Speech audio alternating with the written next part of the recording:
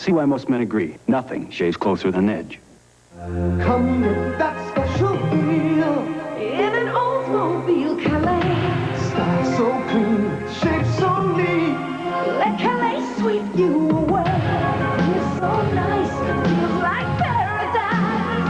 Get swept away. Calais. New Olds Calais, so special yet so attainable. It'll sweep you away. Come get that special feel in an Oldsmobile Calais. He's the head coach of the Eskimos now, but when he played, he was selected the player of the quarter century. Jackie Parker knows what it takes to win, and he may well win the Coach of the Year trophy this year, or it may go to the man on the other side of the field, Al Bruno. The one we mentioned off the top of the show receives so little recognition and yet is so well liked by everybody that plays for him. First down, Eskimos from the Hamilton 52. Dunnigan's pass was nearly picked off by Jim Rockford, who's back in the ball game. He was looking for Doug Allen. Dunnigan's hurt, Pat. Yeah. Mike Walker, number 61, who was second in the league in sacks this year with 21, tied with the toaster, Brett Williams, just unloads on Matt Dunnigan as he gets ready to throw the football. Did he knock a tooth out? Because it seemed to me that's what Matt was picking up off the turf. Contact lens, Pat. Oh. Matt is forever losing his contact lens. Well, the first appearance by Damon Allen as he comes into the ball game, and as we mentioned, we didn't think there'd be any hesitation on changing quarterbacks from Jackie Parker's point of view. It did require an injury, but Damon Allen sees his first action. And for those of you who don't watch a lot of Canadian football, he is the brother of Marcus Allen in Oakland. Excuse me, let's call it California. There was a procedure penalty, and that play will come back. Brian Kelly, I think, did not have the correct snap count. Offside, Edmonton number 70. Once again, little things hurting the Eskimos. The turnovers have been the killers, but a little procedure penalty by Brian Kelly, and those are the little things that add up. You see Kelly at the top of the screen and just simply didn't know the snap count. I honestly do believe that the Eskimos were so pumped up that they're out of sync. I mean, they came roaring out of that dressing room like they were on their way to war. You know what, Pat? I think that's a tremendous point. Paul Bennett and his group said, we like to just stay on an even keel, and that's the way they've played. Allen's pass intercepted. That's Howard Fields.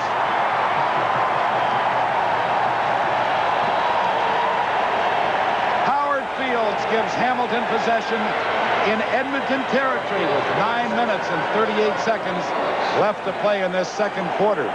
I believe that is the 6th turnover against the Edmonton Eskimos in a quarter and a half of football. It's Damon Allen's first throw of the game, and the Hamilton Ticats will have it at the Eskimo 53 when we return. Grey Cup 86. We'll be right back.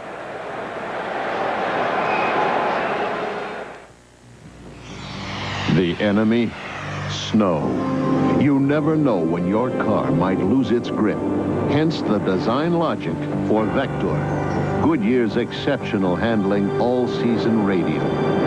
Its aggressive crisscross tread actually cleans itself for superb control on snow and ice. You either have Goodyear Vectors or you need them. Small business, big business, mom, pa, and even kid business. Holiday time. Find your holiday answers now at Computerland. Macintosh Plus from Apple, the powerful business answer. Now do accounting, project planning, desktop publishing, and share information with other computers easily. Macintosh Plus grows with you and your business. Find your holiday answers now at Computerland. This is ice on the left knee belonging to Walter Bender. He is now out of the game and will not be back into the game, maybe in the second half. Pat? Thank you, Steve. There's Matt Dunnigan. He's going to get that contact lens all fixed up as the Hamilton Ticats take over at the Eskimo 53-yard line. Kerrigan's pass is caught by Steve Stapler for a first down inside the 40 at about the 38-yard line. Greg Harding made sure that he didn't get up and go any further. Lee, you were talking earlier about the great job the offensive line of the Ticats is doing. Just watch this. Here's Stu Hill, number 36. He comes along with the other linebackers. They don't even get a couple of yards of penetration, let alone put any real pressure on quarterback Kerrigan. All the time in the world to throw the football. Ralph Schultz again doing the job at that right tackle position for Hamilton. The give is inside to Dan Huckluck, and Huckluck will get very close to the 35-yard line before running into Craig Schaefer. And the reason, of course, that we emphasize Ralph Schultz is because he is playing right opposite Stuart Hill on many, many situations. Well, he's been with the Ticats for 3 years. He's a big one, 6'5", 261, so you know he's got the physical tools. It's second down, about 7 yards to go. Kerrigan's pass may have been deflected, nevertheless caught by Tony Champion at the 26-yard line. Jeff George, number 29, providing the defensive coverage. Go ahead, Al. You know, I've never worn contact lenses, Pat, but Matt Dunnigan, I've seen him lose his maybe 5 or 6 times during the season, but this is the toughest he's ever had getting it back in. I asked him if there was any damage to the lens. He said no. I think it's probably the tension and nerves, but he finally did get it back into his eye. It's first down. Ticats the ball just outside the Edmonton 25-yard line. Dan Huckluck on the draw gets inside the 25 to about the 23 before running into Tom Tuanay, number 88, and Danny Bass, the middle linebacker, number 30. Mike Kerrigan, let me tell you a little story about him that Wally Crowder of Toronto was telling me. Kerrigan was originally Eskimo property, and he came to Edmonton. They advanced him some expense money, but then he had an opportunity to go back to the New England Patriots. He went back. Edmonton released him at his request, and when he got to New England, he sent them all the expense money that they had paid him. Frankie Morris, who's the great scout of the Eskimos, said in his life in football, he's never known a player who ever sent back expense money. There wouldn't be many, I can tell you that. Well, the good thing that Mike Kerrigan did on this drive, last time he took a chance and threw an interception. This time, he didn't get the first down, but what he did was throw a safe pass, no chance of being picked off, and now he's got his kicker, Paul Osbaldiston, in great shape. The field goal try will come from the 30-yard line.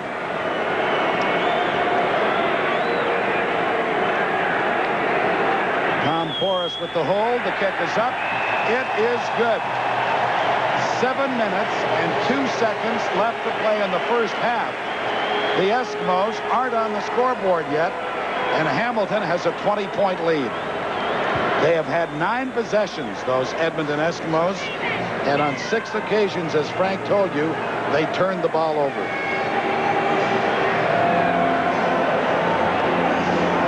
Well, this would certainly rank as one of the great upsets, because Edmonton coming off a 13-win season, Hamilton only 9. They haven't beaten the Eskimos in 15 straight occasions. I mean, you would have had to think, as many did, that Edmonton had a, lead pipe cinch game on their hands. Well, I'll tell you one thing, Pat. I think the Ticat defense came out and established themselves from the very first play. Grover Covington sacked Matt Dunnigan, caused a fumble. They put it in the end zone, and they've just totally taken it away from him. I think you're absolutely right.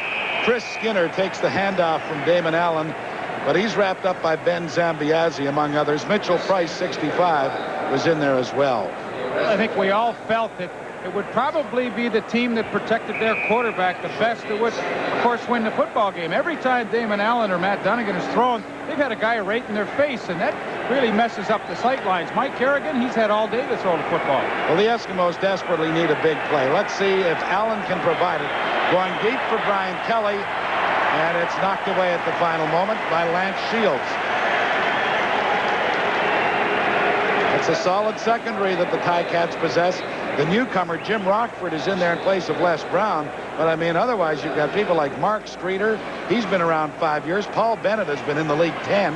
Howard Field, 6 years. Lance Shields, 4. So they've got some experience where it counts. Well, I find it a little surprising that they haven't thrown the ball at Jim Rockford. They've tested Lance Shields. He's had an interception, a couple of tipped balls, so I'm really surprised they haven't gone after the newcomer.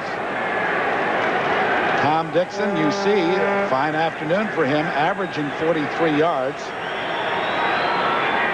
With 5:50 left to play in the first half. This is Paul Bennett from his 31-yard line. And he gets to the 35, not any further. I'm Pat Marsden, along with Frank Rigney and Leif Pedersen, sitting in beautiful BC Stadium Place, watching an unbelievable display of defense by the Hamilton Ticats, who lead the ball game 20-0.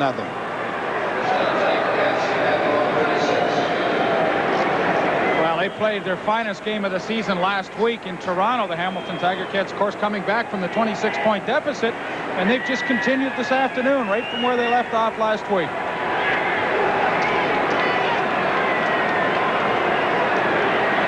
Hard to believe that a quarterback who's completed 5 out of 17 enjoys a 20-point lead, but that is exactly what is the case. I think the Eskimo quarterbacks have completed 5 to the Hamilton secondary. Well, you can see the thinking of Mike Kerrigan has really changed now in the second quarter. With a 20-point lead, he's running the ball on first down. Early in the game, he was throwing every first down opportunity, but now I think they've become a little more conservative. On that carry by Jed Tommy, the Ticats picked up a couple of yards, so make it 2nd and 8. The ball is at their 38-yard line. Kerrigan to a wide-open Tony Champion. Champion is down to about the 38-yard line. They blew the coverage in that Eskimo secondary. Jeff Volpe finally came across to make the stop, but no one was around Tony Champion, who picks up an easy 34 yards. Well, he runs an out and up, and Steve Stapler, they take it to the inside and pull Greg Harding in with him, and that left Tony Champion wide open down the sidelines, and a good read by Mike Kerrigan. Boy, I don't think I've seen a receiver that wide open for an awful long time. Frank, he's got just a beautiful stride when he's running down that field, too. He's a true sprinter. From the 38-yard line, Mike Kerrigan looks, fires, looking for Ingram. A penalty marker comes down. Good call. Interference will be against Greg Harding. Well, Leif, you were certainly very, very accurate early in this ball game. Forward pass interference. Edmonton number 4. When you said that they'd be picking on Greg Harding, number 4, they've done it with success 4 or 5 times now, and Harding's getting to the point where he's got to grab hold of somebody. Well, I tell you, Greg Harding's a little nervous right here because they come with the blitz. He knows he's got man-to-man, and if Ingram gets by, he's beaten badly. So he just has to knock him down. The ball is at the 19-yard line. First down, Hamilton. Ooh. Good contact down there as Steve Stapler was looking for the touchdown pass, but Mark Jackson laid a good hit on him. Well, you know what they've done now, Pat? They've taken Greg Harding out of the game. They brought Mark Jackson in now to play that left corner. Jeff George, number 29, has moved over into Harding's spot on that right corner. Well-delivered football. Well, that's good timing by Mark Jackson, though, to get that helmet in there. Good job. 2nd and 10. Ball right at the 19-yard line. Kerrigan's pass over the head of Tony Champion. He jumped, gave it the one-handed shot, but couldn't come down with the football. So we are going to see Paul Osbaldiston once more. Well, it's pretty much the same situation as the last drive. You know, don't do anything silly. Don't give up an interception, because the worst that's going to happen is Paul Osbaldiston comes out and gets another chance.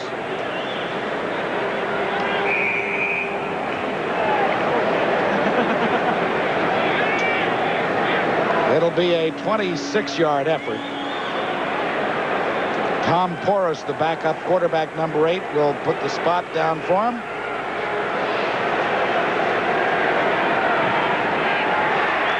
It is good. Well, Paul Osbaldiston connects on his 3rd field goal of the first half. And with 3 minutes and 24 seconds left to play, I don't think there is anyone in the world who could have forecast that the Hamilton Ticats would be leading the Edmonton Eskimos 23-0. Well, let me ask both you guys, because you played in so many championship games. Frank, do you think the Eskimos may have left it on the field last weekend against BC? I think, Pat, that they came out very, very nervous. They just could not handle the football, but more than that, they can't handle that defensive line of the Hamilton Ticats. Dunnigan wanted to set up the screen. Does get the ball to Milson Jones, but like every other play, there are too many Ticats there. Leo Esrins and Frank Robinson both there to snuff out that screen pass. Frank, you know, I honestly feel that the Edmonton Eskimos, of course, playing at home the last few weeks, had an advantage with the bad weather. There's no advantage in the dome. 23-0. Hamilton leads Edmonton. Grey Cup 86 will be back in just a moment. Ebenezer Scrooge! What, Spirit? Gaze upon your future! Oh, Spirit, tell me I didn't buy all those gifts. You did? Oh, it's a nightmare. But you saved at Canadian Tire. All those gifts at one store? Where to now? The Cratchits! Drop me off at Canadian Tire first. Figure of speech! Ebenezer, you look like you've seen a ghost. Canadian Tire lets you give like Santa. And save like Scrooge. Move up or move over. The heat is on the street inside your head. It's the Pontiac beat and the beats alive. Introducing a breakthrough in 6-passenger luxury performance, the all-new Pontiac Bonneville. Oh, oh, oh, tell me, can you feel it? Tell me, can you feel it? Pontiac, the heat is on the street. In this year's Grey Cup game, the Carling O'Keefe Sports Game Stars will each receive a 36-inch Sony Videoscope state-of-the-art TV set presented by Remington, makers of the 3M surgical clippers and the microscreen rechargeable. Advanced shaving technology only from Remington. 2 minutes, 59 seconds left to play in the first half. There's your score, surprising it as it is. And Dunnigan drops the football again. The Ticats have it at the 33-yard line. Grover Covington, Mike Walker, they're all playing so well. There's Walker, number 61. Grover Covington, 77. He's been in Dunnigan's face all day. Just watch this. Well, I had a long chat with Grover Covington and Ben Zambiazzi at practice the other day. They said, yes, we can get pressure on Dunnigan. We're going to, and boy, were they right. That, I believe, is the third time that Dunnigan's put it on the ground. And including the very first offensive play for the Eskimos. I mean, they're stripping the football at every chance today as well. Kerrigan's pass was very nearly picked off by Danny Bass. He was looking for Rocky DiPietro, who was coming across the middle. Well, you're not likely to see a team in the Canadian Football League play any better defensively than you are watching Hamilton here this afternoon. Of course, that's always been the story about the Hamilton Tiger Cats. When you go to describe them, you always, first thing you mention is their defense. It's carried them for a long way. It's 2nd down and 10 for the Ticats, with the ball at the 33-yard line of the Eskimos. Kerrigan's pass is off Tony Champion's hands, and then also off the hands of Jeff Volpe. This has been a very strange football encounter. Now, he really has not thrown the ball well on the last 3 series, and I guess the only saving grace in the back of his mind is he knows every time he's in field goal position. So, but that's a horrible pass. Kerrigan is 7 for 21 for 149 yards. So that means we'll see Mr. Osbaldiston again. From the 40-yard line, he'll try his 4th field goal. And he is 4 for 4. And the Hamilton Ticats are now up by 26 points. Now, but I mean, you talk about consistency. Osbaldiston's 4 field goals, 39, 30, 26, 40. Well, now you've got to go to the second half. And what do you say if you're Jackie Parker. Go out and have some fun. No, I mean, what can Jack say? You know, really. Well, I think what he's got to say is, look, guys, we can't get it back all at once. We just got to go back to what we were originally trying to do. But the first thing they got to do is hold on to the football. They just give it up every time they get possession. Dunnigan's pass is caught by Doug Allen for a first down at the 47-yard line.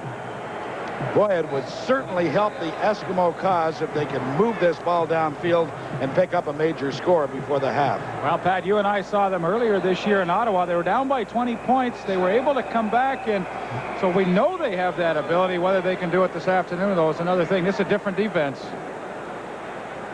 We also saw them come from way back in the fourth quarter, led by Damon Allen against Hamilton to win that one 24-23. I was talking before about the weather conditions. You know, for the Eskimos, I think it's such a psychological edge at this time of the year to be playing at home, and they've had that edge over the teams they've played in the last few weeks. Here, there's no psychological edge. Everybody's got the nice conditions to play under. Yeah, I think that's a good point. Dunnigan's pass was dropped by Rick House.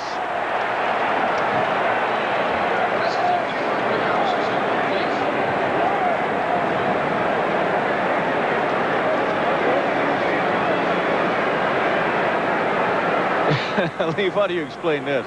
I mean, the ball is absolutely perfectly thrown. Well, you know, I talked to Marco Sincar the other day. Pat, you and I had a chat with him, and I said, what are the sight lines like in here to catch footballs? He said, I don't like it. He said, I find it very difficult, the depth perception in here, and maybe some of the Eskimos are having trouble that way.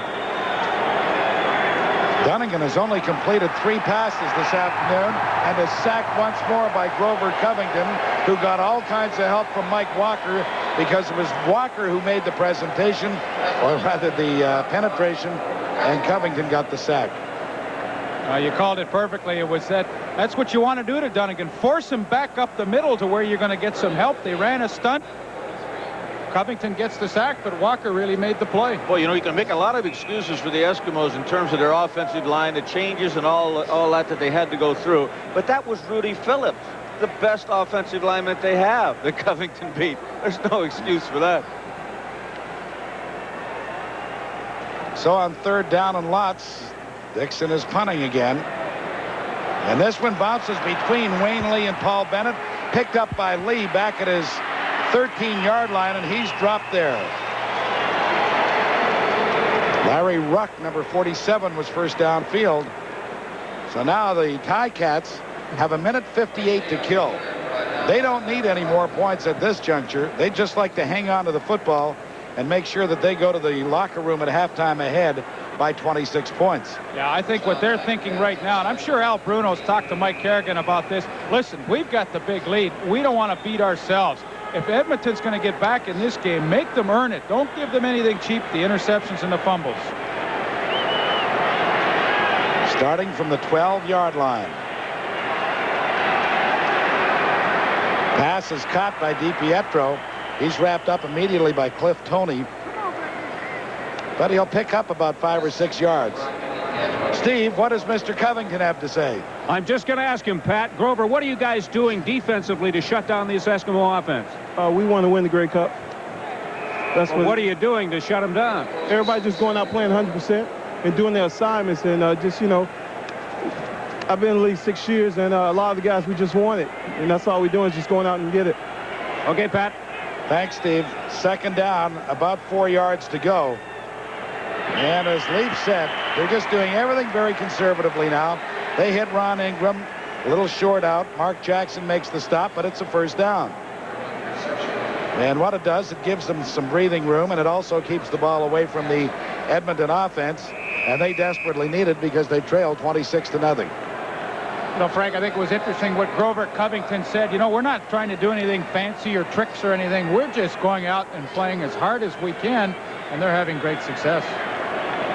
From the 25-yard line, the handoff inside with Jed Tomey leading the blocking and Dan Huckluck carrying the football. The Ticats pick up about 5.5 yards. You know, the Eskimos look like they're really whipped. They're just accepting those blocks. They're really taking off of the football and offensive line of the Ticats, and it's a very demoralized Western champion football club right now.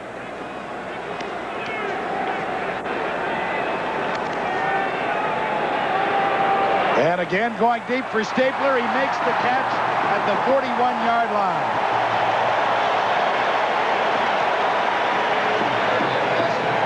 Had all kinds of time to throw the football.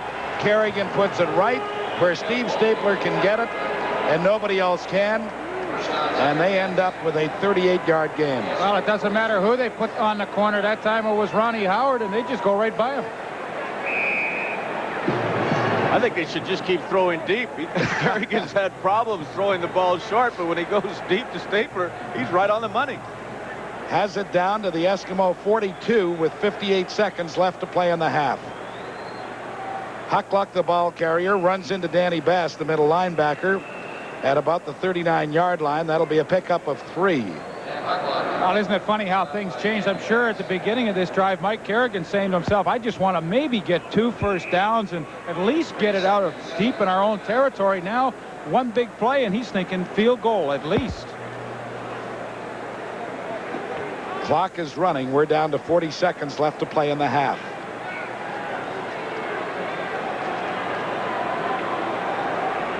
That crossing pattern goes to Rocky DiPietro. He does not. They rule that he was wrapped up at the 33-yard line. Mark Jackson makes the tackle. The ball did come loose, but it came loose after the officials had ruled that he had been stopped. Excellent throw by Kerrigan. And it's going to be short of a first down, so I think we're going to see young Paul Osbaldiston one more time trying to put this thing to 29-0. Osbaldiston has been good on 4 of his 4 field goal attempts. Miles Gurrell, who was selected the best offensive lineman in Eastern Canada this season, is the injured ball player. Oh, what a turnaround year for Miles, too. Last year he was released by the Montreal Concords. They said he just wasn't good enough anymore. Al Bruno resurrected him, brought him back, and now he's up for a Shenley. You know what? And he's a very pleasant giant of a man. He's a great guy, and been around the league for 9 years, University of Ottawa. 6'8", 285 pounds. He's more than 285. He's over 300. I saw him in a nice suit the other night. I said, they're going to be charging you double for those suits. That's a lot of material. Well, Miles and that offensive line have certainly done their job. Kerrigan has not been sacked all day. Matt Denigan on the other side of the fence has been drilled 4 times. And even outside of that, all the pressure in his face, you know. Yep, it's been a tough afternoon. Osbaldiston trying 5 for 5 is good.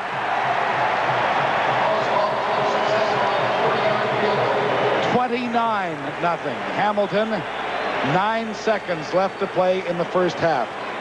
You know, if you'll recall, last year Lou Pasaglia kicked 5 field goals in the 1985 Grey Cup. It took him the whole game. Paul's done it in a half of football. Edmonton Eskimos total offense in the first half, 25 yards. Just amazing. Really, truly amazing. But you got to credit that Ticat defense. They just came after him, as I said, right from the opening gun. Well, Pat, we've only got 9 seconds left. Once again, I'd like to thank you for just a great year you and I have had together. And, Riggs, always a pleasure to come and work with you, too. It certainly is. And there are 2 other people that I want to thank, Riggs. Our 2 pals, Bobby Layden, who handles the stats for us, and our old pal, Alex Ponton, who does the spotting. Both great helps to everybody on the crew, and we certainly appreciate it and thank them. It's hard to believe that another football season has come to a wind down. Certainly is, and we certainly enjoyed bringing you this first half. Chuck Ely, Ron Lancaster, Don Whitman will be bringing you the final 30 minutes. And boy, the Eskimos are going to have to do something awfully quick just to make this entertaining the next 30 minutes. Well, they need something good to happen to them. I don't know if that's going to occur, but they just have not had any luck today at all. Tom Richards with the kickoff return. Gets it up over the 40 to about the 43-yard line. And, of course, you know, tempers are going to be frayed, particularly with the way the score is right now. Kurt Chapman was kind of talking it up with number 39, and that is Edgar Beckus. Yes, Al, go ahead. This is a look at the Eskimo bench. They realize they're in tough now, but this team was down a lot of points in Ottawa one time. And you can see James Zachary talking it up, trying to get more life into this football team. But boy, as you said, Frank and Pat, they got a long road to hoe. Need a big, big play right now. And what happens? Exactly what the story of the first half was. It's just an unbelievable display by the Hamilton Ticat defense. That time, David Sauvé. Covington was there, too. Also in the backfield was Mitchell Price. Hats off to the Hamilton Tiger Cats for a terrific display of defensive football. They lead it 29-0 at the half.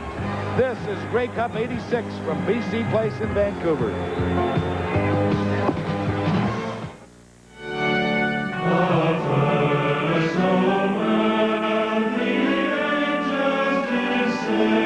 The Ontario Lottery Corporation has brought together the Orpheus Choir to perform many of your Christmas favorites.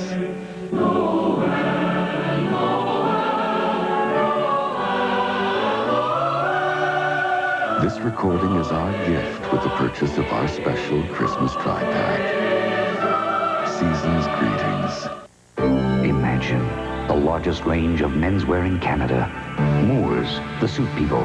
Imagine thousands of quality suits, sport jackets, and pants in every size possible. Imagine the latest looks, the newest fabrics. Imagine all that, and you'll know why Moores has Canada's lowest everyday prices. Moores, the suit people. Imagine how good you'll look and how much you'll save. In Kitchener, visit the Moores at 509 Wilson Avenue, just south of Toys R Us. The Marines are looking for a few good men. Unfortunately, you ain't it. Gunny, my weapon's jammed.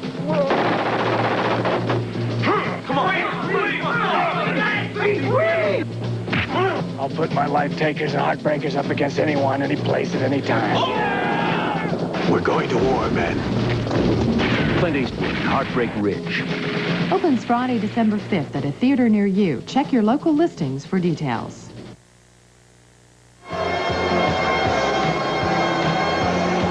The Hamilton Tiger Cats have not beaten Edmonton in 9.5 years, but they sure have a leg up today. They lead the Eskimos 29-0 at the half. Every year, everyone involved with the Grey Cup game takes a lot of pride in the halftime show on the field between the second and third quarters. And organizers here in Vancouver this year say this one is going to be really something. It comes to us from the city of Calgary. And the Calgarians want us all to come to Stampede next year, but more importantly, they want us to come to the 15th Winter Olympics in Calgary in February of 1988.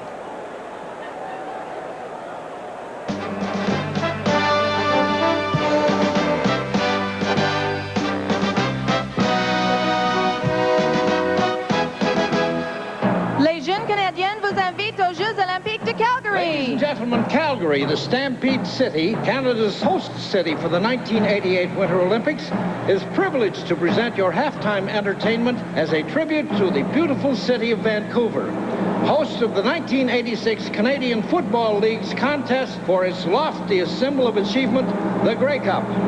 And here to represent their country is the pride of that city and the province of Alberta, the young Canadians of the Calgary Stampede. Throwing a western winging today for everyone in BC. We're glad we're here, so we can invite you to the Winter Olympics in Calgary.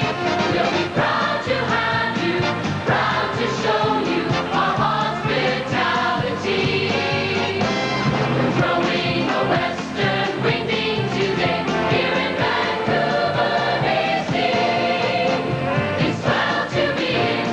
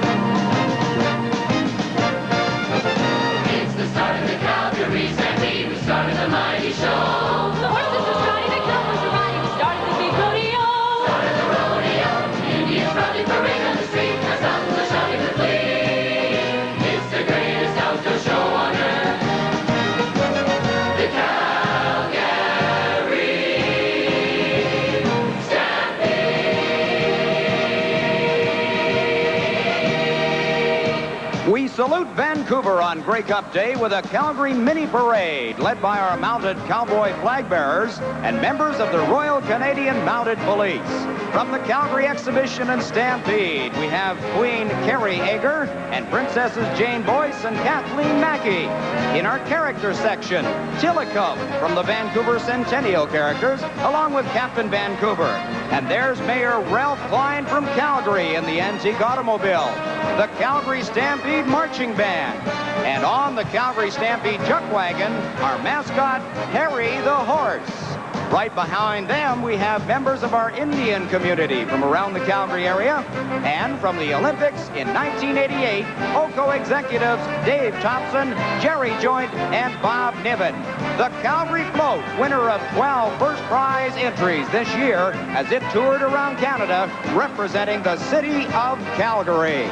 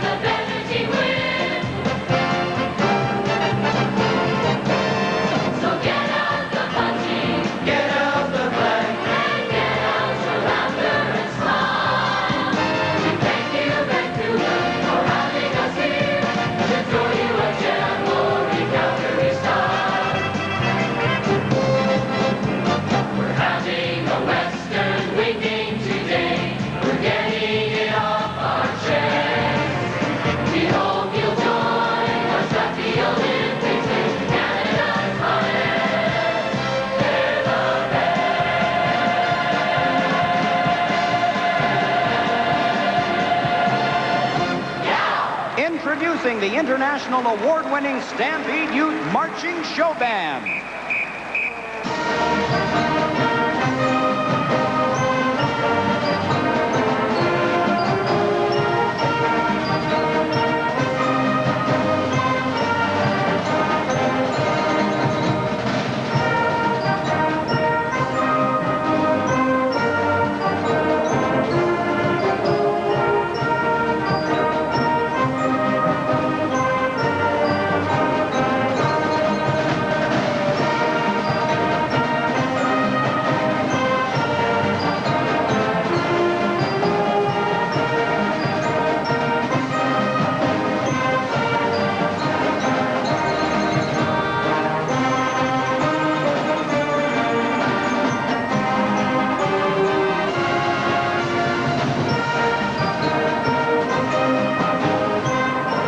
Players rest and regroup. Stay with us for more of the halftime show on CTV. This is Grey Cup 86 from Vancouver.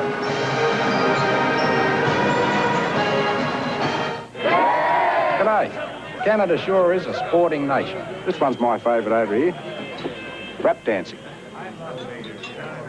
Of course, back home, our favourite sport is shark wrestling. Shark wrestling? Nothing better than sitting down to a few rounds of man versus hungry white pointer. With a drop of the amber nectar, Foster's. White pointer? Yeah. Of course, the hard part is getting the sharks into those tight little wrestling shorts. Foster's, now brewed here. This is Ford Taurus, the sensational new car that's getting all the rave reviews for its design innovations, its high technology, the way it handles and rides. Now, Motor Trend's Car of the Year comes on even stronger for 87. If you haven't driven Taurus, see your Ford dealer right away. He's got one now with your name on it. At Ford, quality is job one. When you get hold of the Nintendo Entertainment System, when you master Rob the video robot and meet the challenge of Gyromite, when you shoot the light-sensing zapper, when you play the system with the most arcade hits, you're playing with power. The Nintendo Entertainment System. Now you're playing with power.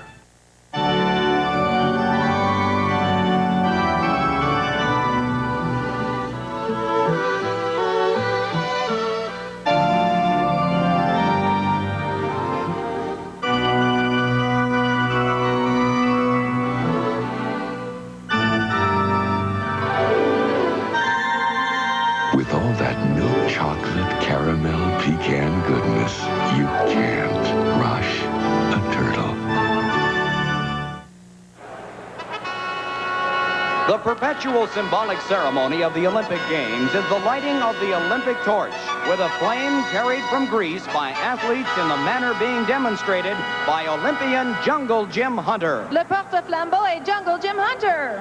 For the 1988 Winter Olympics to be held in Canada with Calgary as the host city, this ancient flame will illuminate and preside over the games to be presented in the finest, most elaborate facilities ever developed by any nation for this most prestigious event. Facilities to which all Canadians may point with pride and use for years to come. Les épreuves de patinage de vitesse auront lieu dans la nouvelle ovale olympique. For the first time in the history of the Games, all speed skating events will be held indoors so that Canada's international visitors can enjoy these competitions in the relative comfort of the new 400-meter roofed Olympic Oval built on the campus of the University of Calgary. Les épreuves de ski alpin se dérouleront en Eskimos sur le mont Allen et celles de ski de fond au centre nordique de Canmore. The Olympic skiing competitions will be held at two outstanding venues complete with elaborate housing and training facilities. A freestyle as well as the alpine events will be at Nakiska on Mount Allen, and the Nordic Center at Canmore is the site for cross-country, Nordic combined, and biathlon events. Les épreuves de luge et le bobsleigh et le saut en ski se tiendront au Parc olympique du Canada. The new Canada Olympic Park, 15 minutes from downtown Calgary, is the location of the first Canadian world-class luge and bobsled courses. And as well, it is the site of the impressive towering structures for the 70 and 90-meter ski jumping events. Les matchs de hockey et le patinage artistique auront lieu au Saddledome olympique de Calgary. The Olympic Saddledome in Calgary, which boasts an ice surface expandable to Olympic size, thereafter will continue to accommodate the National Hockey League and be available to the national team and other local, national, and international ice events.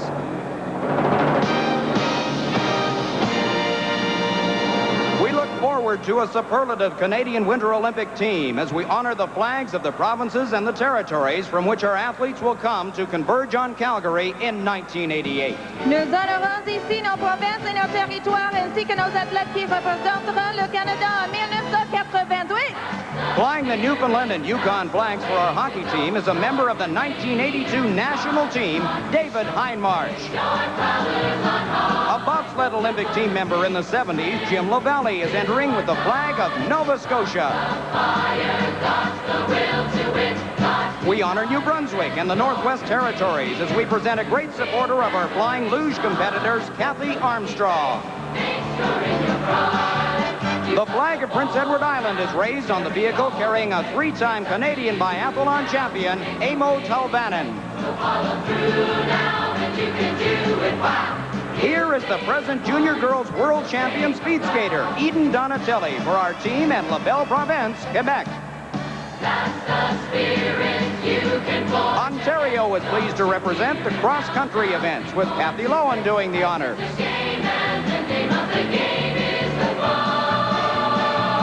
From the 1968 Olympic team, three-time Canadian slalom champion, we have Judy Lineweber McIntosh for Manitoba. The record holder at Mount Norquay, 72 national champion and Olympic team member Rick Gullis is here for Saskatchewan and to wish our high-flying ski jumpers long and happy landings. To represent Alberta and downhill skiing, we have a 1968 Canadian champion, Karen Daka-Vagelatis. The flag of British Columbia flies as former Olympian Benita Cave enters the arena.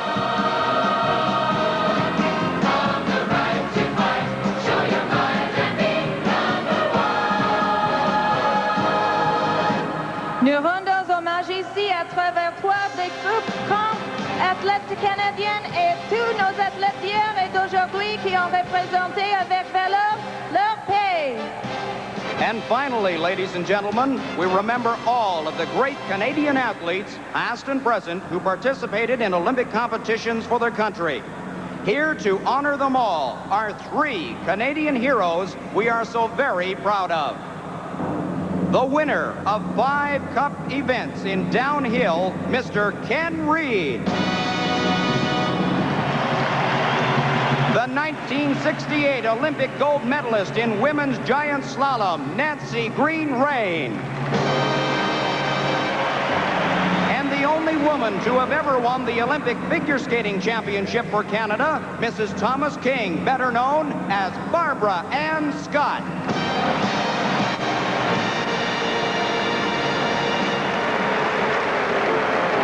We salute all of our Olympians, past and present, and those who will represent Canada in Calgary in 1988. With the official Olympic song, ladies and gentlemen, Coming Together.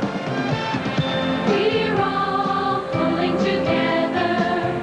We're all working as one. Now it's taking shape and it's something great.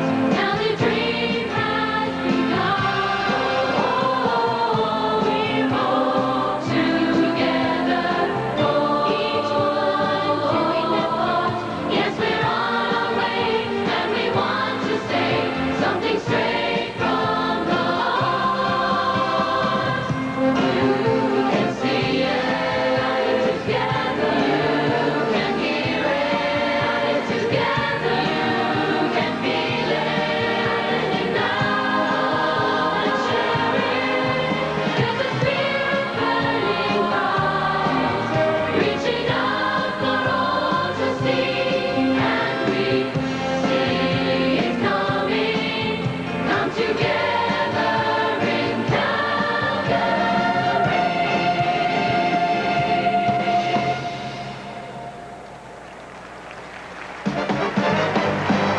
Everyone's a winner at the Olympic Games. No more gold, but even if you're last, it's an opportunity to represent your country and to show that win or lose, Canadians have class. As more than that, we'll welcome all and have a chance to get together in the brotherhood of man for you. So let's for peace and harmony around the world, and that's the goal we'll win. For me and you.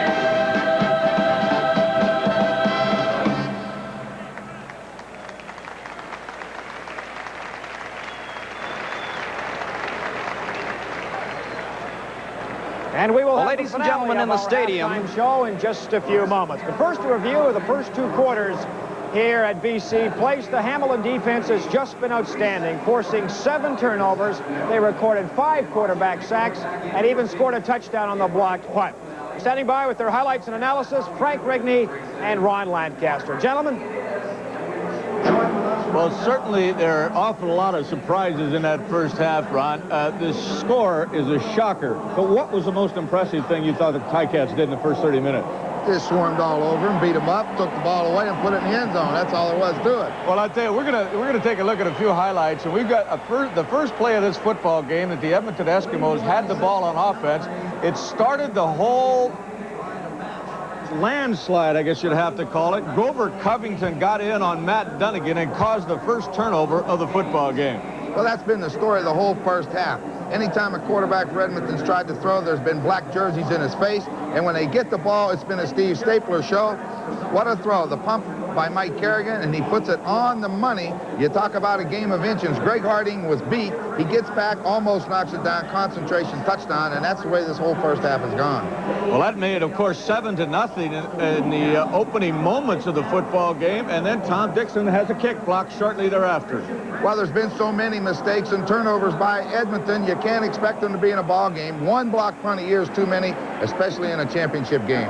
Steve Stapler, and you're absolutely right, Ron, it has been the Steve Stapler show as far as the receiver is concerned. He's had 4 receptions in the first half of this football game for 122 yards. Watch the catch here. This is pretty good coverage. This is just great concentration by Stapler. The ball's coming over that other shoulder. Greg Harding again with him, but Steve Stapler comes down with it, and that's what a good receiver will do. Well, that made it 17-0 at the end of the first quarter, and it just looked like, Ron, that he was playing with a different football. Nobody else could catch it. But look at this. It was like glue. If it was in his area, it was in his hands, and that's, well, I'll tell you, that's been the whole first half, the Stapler show and the Hamilton defense. Well, Paul Osbaldiston, I think, should deserve a little bit of credit, too. He's got 5 field goals in the first half of this football game. But believe it or not, the Ticats were 12-point underdogs. They lead the Edmonton Eskimos 29-0. Well, that's a little bit of a surprise, but if you watched the football game, then you know exactly why it's 29-0. Hamilton's done it all. Can Edmonton come back? They're not going to win it. Not now. Well, thank you very much, gentlemen. We'll be getting back to this Grey Cup 86, the third quarter shortly, but not before we go back to the field for the finale of our halftime extravaganza. Remember, the city of Calgary is here. It is, in fact, the Calgary Grey Cup Committee inviting everyone to the 15th, and you spell that XV, Winter Olympics in the city of Calgary, February of 1988. As we stage this halftime show, stand by. Ladies and gentlemen, under the baton of Dr. Stanley Finn, we conclude our Calgary Olympic presentation with the entire company in a beautiful hymn dedicated to all Canadians across this magnificent country, O Land of Promise.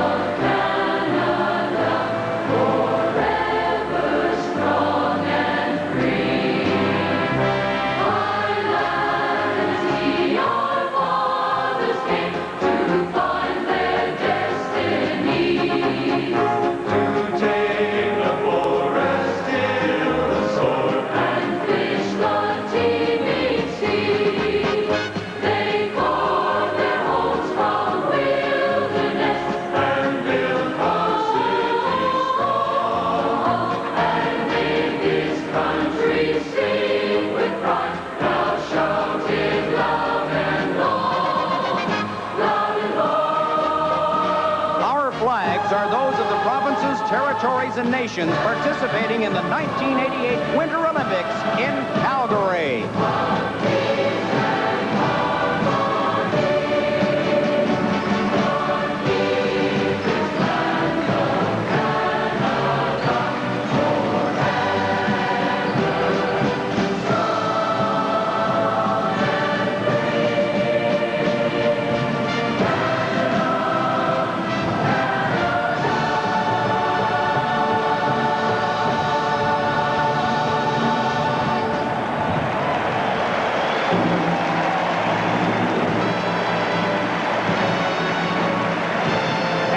Kicking off the second half on CTV when we come back.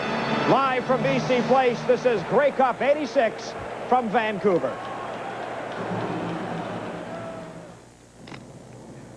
Life insurance was never my favorite subject. The idea of putting money into something that didn't pay off until I died never appealed to me. Then our London life agent told us about a retirement package called Freedom 55.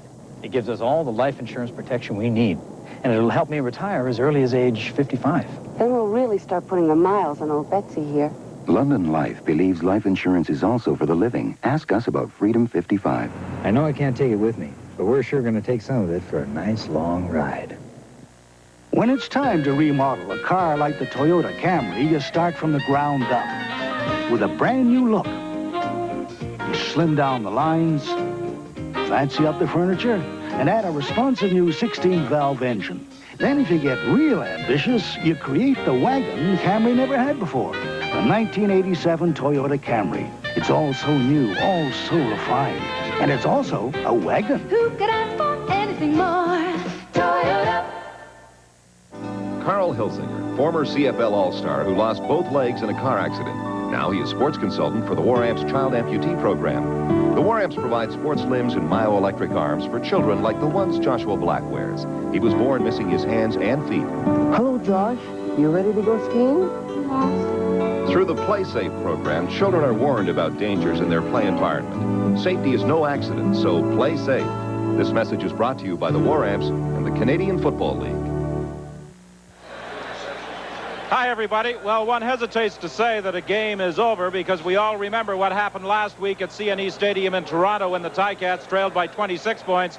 But I think, Chuck Ely and Ron Lancaster, that the Hamilton Tiger Cats are going to win their first Grey Cup since you two played in the game in 1972. Well, it looks that way right now. They had not to have to come out here and try to play conservative, just play the type of game they played the first half, be aggressive, and they'll have a good chance of winning this game for sure. Well, defense is what's done it for them, and that's what's got them this big lead, and I just really can't see this Ticat defense letting up. They are on a roll, and everything's going their way. Al Bruno, who played on a Grey Cup winner in 1952 and coached in a Grey Cup game in 1966. He was on the losing end as an assistant with the Ottawa Roughriders out here in Vancouver when they lost to the Saskatchewan Roughriders, and Ron Lancaster was the quarterback that day. In 1972, of course, it was Chuck Ely defeating Ron Lancaster in that 13-10 Grey Cup win at Ivor Wynne Stadium. Well, that was a great win for me as a quarterback in the Hamilton Tiger Cats, and they haven't had a win since then, but it looks like a good opportunity for them this afternoon. Well, they started out strong defensively. That's been their strength, especially early in the year till Mike Kerrigan got in there and got that offense rolling. But that defense today, as you can see by that statistic of -1 yards total offense, that's not going to win you very many football games. When was the last time, regular season, preseason, or postseason, you saw a team play a half of football and be in the minus category statistically? Well, not very long, because especially a team like Edmonton, you know you have such a high-powered type of offense to be in that type of situation. 29-0, the halftime score. 5 sacks have been yielded by the Edmonton Eskimos, and that has been the big problem. It started on the very first offensive series with Grover Covington getting to Matt Dunnigan. And now Paul Osbaldiston, who is 1 field goal away from equaling a Grey Cup record, will kick it off. What a year it's been for this young man, coming out of the Richmond Raiders junior team, drafted by the BC Lions. He had a job when Lou Pisaglia was injured in preseason. When Pisaglia returned, he went to Winnipeg, where they needed a place kicker with Trevor Kennard hurt, and then he found a job with the Hamilton Tiger Cats when Bernie Ruoff went down. As someone quipped the other day, he should get the Humanitarian Award for 1986. The kickoff to start the second half. Tom Richards on the return. Tom Richards reverses his field. An excellent move by the young product of the University of Alberta as he caught them a little by surprise and cut it to the right side. Al McCann has a report from the Edmonton bench. Well, Don, it looks like the Eskimos have lost safety Phil Jones. Dr. Gordon Camera's with me. Gordon, what is the problem with Phil? Well, when Phil intercepted the pass down on the other end, he was cutting back and he felt a sudden pop. And I'm afraid he's ruptured his lateral hamstring in his right leg. We've tried everything. We strapped it and put a TENS unit on, but he's just tried to run now, and he's not able to continue. Thanks, Gordon. Thank you. Dunnigan's pass incomplete. Howard Fields was there to knock it down. Well, good play by Howard Fields in that situation. You want to not go conservative now with your defense. Just be as aggressive as you were in the first half so they don't make any mistakes. That's the first pass that the Edmonton Eskimos have thrown into the middle of the field, downfield. But Howard Fields was there to make the hit just as that ball arrived, and you won't hold too many of those. 2nd and 10. The ball is at the 48. 29-0, the halftime score. The Ticats leading the Eskimos. Dunnigan under pressure again. That Ticat defense is tenacious. They started the game that way, and they continue in the second half. Well, they only came with a 4-man rush, but the big thing about that 4-man rush, when you have a 29-0 lead, why worry about it? Let him have him run the football for a little while. It's not going to hurt you. He needs to get points, and that's big yardage, and that's not going to get it for you. Zambiazzi has made some great hits. He's all over the field. Ezerin's also combining to bring down the Edmonton quarterback, and that forces Tom Dixon for another 3rd down kick, standing at his own 34-yard line.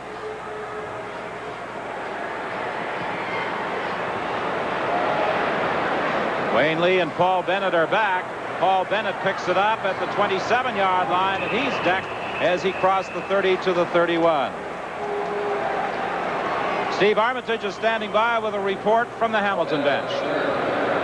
Don, a few moments ago, I talked to Walter Bender. He does not think he will see action in the second half. He injured his left knee in the first half. He says the only way I'm going to go in is if it's an emergency.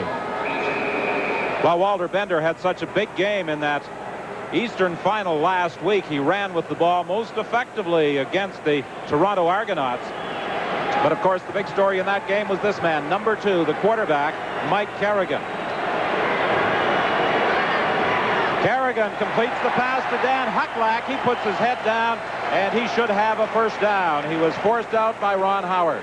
One of the things you want to watch for is that you, as a quarterback, Mike Kerrigan does not get conservative. Still be aggressive. Try to pick up 5, 6, 7, 8 yards on the first down so that you'll be able to make a good call on that second down and put the defense in a tough spot. Kerrigan, who was in Montreal last year and watched the Grey Cup game as the Ticats lost to the British Columbia Lions, with the starting assignment in this 1986 game. He got the starting assignment as a quarterback on the 7th of August against the Winnipeg Blue Bombers. In that game, he played well, completed about 60% of his passes, but that was the night that Tom Clements picked to be all-world in a 36-30 win. I think Clements completed about 76% that evening. That's as well as I've ever seen a quarterback play on that particular night, but it served notice for the Hamilton Tiger Cats that Mike Kerrigan could throw the football against a pretty good defense. 2nd and 6. Kerrigan getting time and rolling out of there, fakes the throw, and will be close to the first down. Tom Tuine made the stop. He looked downfield, faked the throw to Ingram, saw that he was pretty well covered by Ron Howard, and decided to run with the ball. Well, he's not noted for his running ability. Yeah, that's the one thing about Mike Kerrigan. He is a drop-back type of passer. By that time, Edmonton was in the man-to-man defense, and everybody took off, either went with the backs or the receivers, and he broke the containment and got to the outside. There was nobody there, so he was going to try to pick up the first down. 3rd and less than a yard, and the Hamilton Tiger Cats will leave the offensive unit out there. I thought that Ken Hobart might come in on this short yardage situation. That's what they did last week against Toronto. Well, it gives him that added threat that he may fake the ball and run with it, and he's so strong going straight ahead, but with about 2 inches needed for this first down, I'm pretty sure we're going to see Mike Kerrigan go get it. 12-12 the time left in the 3rd quarter. 29-0 the score. The Ticats leading, and Mike Kerrigan will have the first down, but there's also a penalty flag on the far side of the field. Will it be offside or a legal procedure? I think they're going to call no end on the line of scrimmage. That's what I think they're going to call, which would be procedure, but we'll have to wait and see.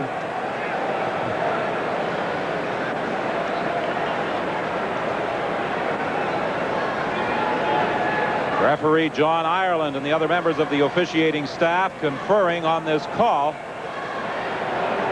In case you're wondering about some of the lopsided scores in Grey Cup history,